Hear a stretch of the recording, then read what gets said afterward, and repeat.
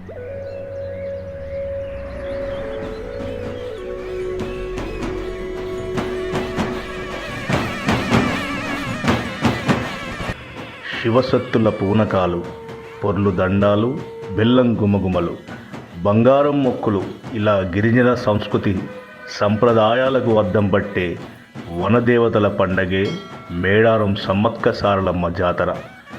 అతిపెద్ద గిరిజన జాతరగా, రాష్ట్ర పండగగా ఖ్యాతి గడించిన ఈ జాతర 2 ఏళ్లకు ఒకసారి కన్నుల పండువగా జరుగుతుంది. ఈ జాతరలో అడుగడుగు అద్భుతమే. వాటిని ఒక్కసారి పరిశీలిస్తే నాగుపాము రూపంలో పగిడిద్దరాజు ఉంటాడనేది భక్తుల నమ్మకం. సమ్మక్క సారలమ్మ ప్రాంగణంలో సమ్మక్క గద్దె పక్కన ఉన్న జువ్వి చెట్టును ఎంతో మహిమగలదిగా భక్తులు చెప్పుకుంటారు. దీనిపై నాగుపాము రూపంలో పగిడిద్దరాజు ఆ భక్తులకు దర్శనమిస్తాడని చెప్తారు. సమ్మక్క సారలమ్మ దర్శనానికి ఎంతమంది వస్తున్నారో చూస్తుంటాడట. కుంకుమ భరణకు తేనెటీగలు కాపలా ఉంటాయనేది ఆదివాసులు చెప్తుంటారు. కుంకుమ భరణ ఉండే ప్రాంతమైన చిలకలగుట్టను అత్యంత మహిమాన్వితమైనదిగా భావిస్తారు. ఈ గుట్ట చుట్టూ తేనెటీగలు కాపలా ఉంటాయి.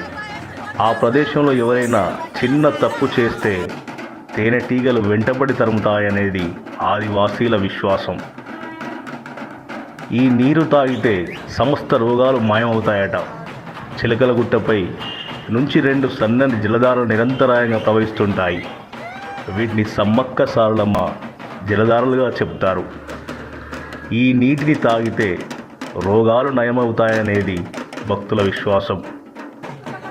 సమ్మక్కను తీసుకురావడానికి ఒక రోజు ముందు చిలకలగుట్టపైకి వెళ్ళే పూజారుల చేతుల్లో ఓ కాంతి రేఖ వచ్చి పడుతుంది. అదే సమ్మక్క ప్రతిరూపంగా పూజారులు చెప్తారు.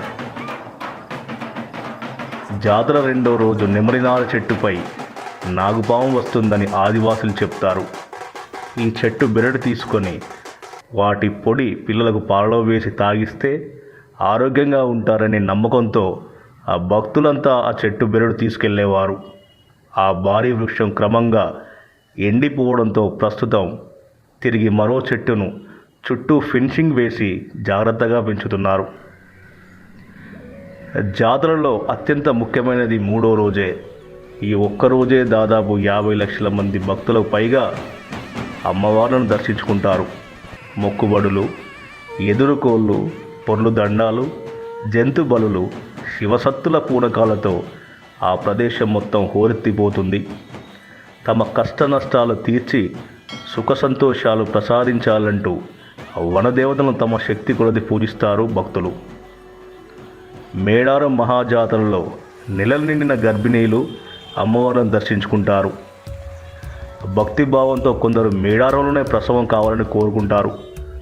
వీరిలో కొందరు జాతరలోనే బిడ్డలకు జన్మిస్తారు. ఆడపిల్లలు పుడితే సమ్మక్క సారలమ్మ అని, అబ్బాయి పుడితే జంపన్ అనే పేర్లు పెట్టుకొని మురిసిపోతారు.